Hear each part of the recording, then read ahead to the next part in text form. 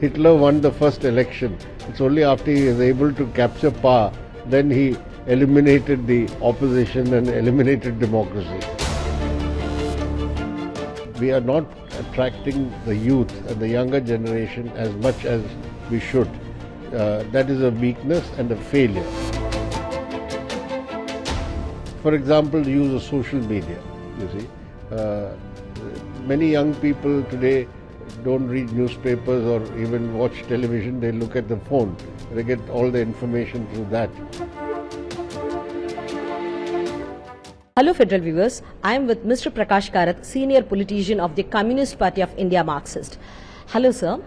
So there were many opinion polls suggest though the BJP has a good time with the North Indian constituencies, down south, particularly in the Tamil Nadu, it will be difficult for the BJP. What's your opinion? You are campaigning for your candidates in Tamil Nadu. What's your opinion, sir? I've been 3 days in Tamil Nadu, and what I've seen makes it very clear that there's going to be a complete sweep for the India bloc of parties, the DMK-led alliance. And all this talk in Delhi and also some of the opinion polls that the BJP is going to make some breakthrough in Tamil Nadu, I think is baseless. Sir, this time when I went through the Congress Manifesto, it has a lot of social engineering policies, many things related to the left ideology. I just want to ask, is Congress much leaning towards left now? The bits I've seen, I think that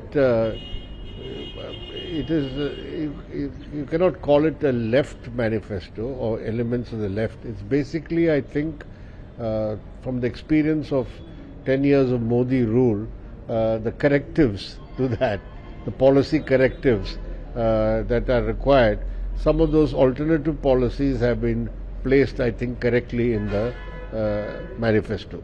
So when I went through the manifesto of your party, it clearly says the Lok Sabha elections are about to save India. It's an effort to transform, to stop moving India towards fascist Hindu Rashtra.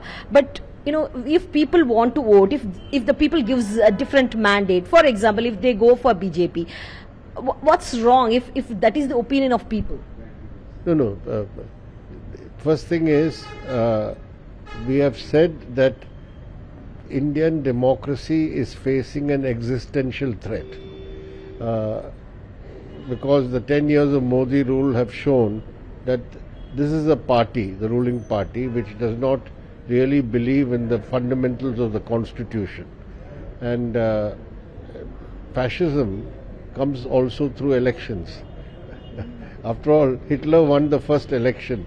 It's only after he is able to capture power, then he eliminated the opposition and eliminated democracy.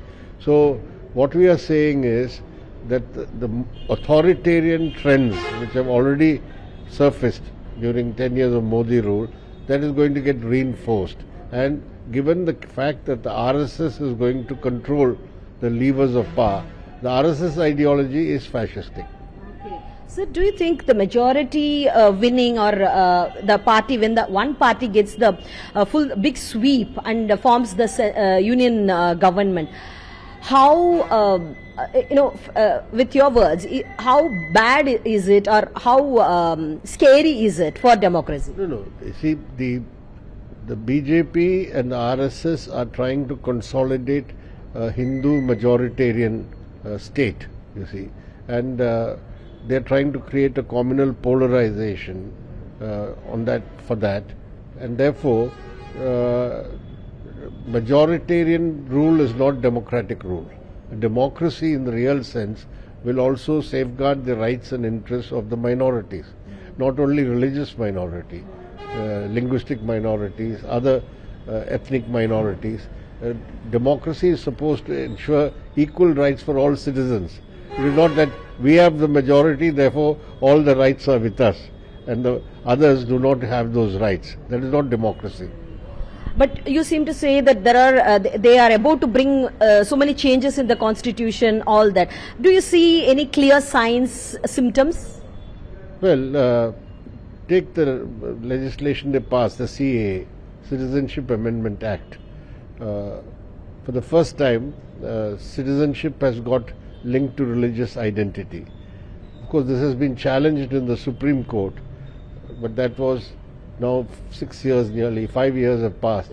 The Supreme Court has not yet taken it up because it's an open and shut case that you are trying to change the definition of citizenship, which is a secular definition in the Indian Constitution. Okay, sir.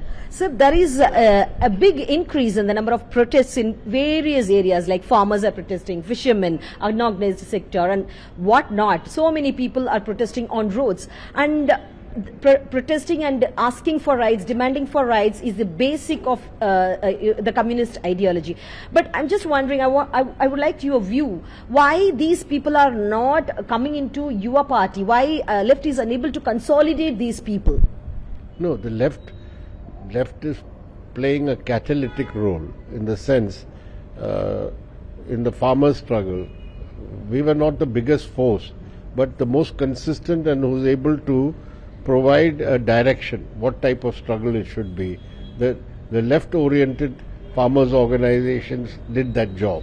You will find that in all areas. The most consistent fight against the CA before the pandemic came is a big mass movement. The left, even where it was weak, the left took the lead to rally people to come out into the streets. So the role of the left is more, as I said, to initiate and to play a catalytic role. The situation is such that politically their coming to the left is dependent on various other factors, because in our country, in many parts of the country, already there is this communal division. You see. People are already influenced by the communal ideology. So to get them out of that, it will take time. You draw them into their livelihood issues, battle for rights, livelihood, etc. In that process, we can try to change their thinking. But today, it is a fact, particularly in North India, a substantial section of people have already got the Hindutva consciousness imbued in them. That is why the BJP is winning such victories. They won the Madhya Pradesh election, Rajasthan election recently, Chhattisgarh election. It is because they have already got a substantial section of people who have already accepted their ideological influence. So here comes the question. Your party, the left parties, do they fail to modernize their way, or what is the future for the left in India? No, I think you're putting the question in a wrong way. To fight, say, the BJP and the RSS, you cannot change and start adopting a soft Hindutva position, as some parties are trying, you see. The left is ideologically consistent. We do not compromise on secularism. We do not compromise on any communal ideology. So I don't think we need to update or modernize that. If we try to update and modernize this, then we'll be in the same trouble as some of these other parties who are trying to imitate the BJP, thinking that's the way they can win the people's support. Okay. The classic example of that was Madhya Pradesh, where the Congress party under leadership of Kamal Nath tried to prove we are better Hindus. You see? We will recite the Hanuman Chalisa, we'll do this, we'll do that. It only legitimized Hindutva. So what are the efforts taken by the left parties to get to more young people? Do you people really care about that, take much care, much attention towards young? That's a more serious issue for us.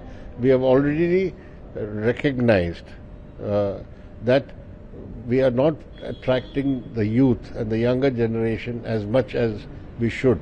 That is a weakness and a failure. And we have identified why we are not to some extent able to do so. And for example, the use of social media, you see. Many young people today don't read newspapers or even watch television, they look at the phone. They get all the information through that.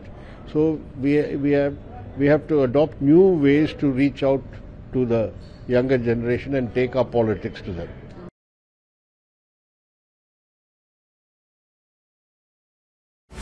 Subscribe to the Federal's YouTube page for more news and updates.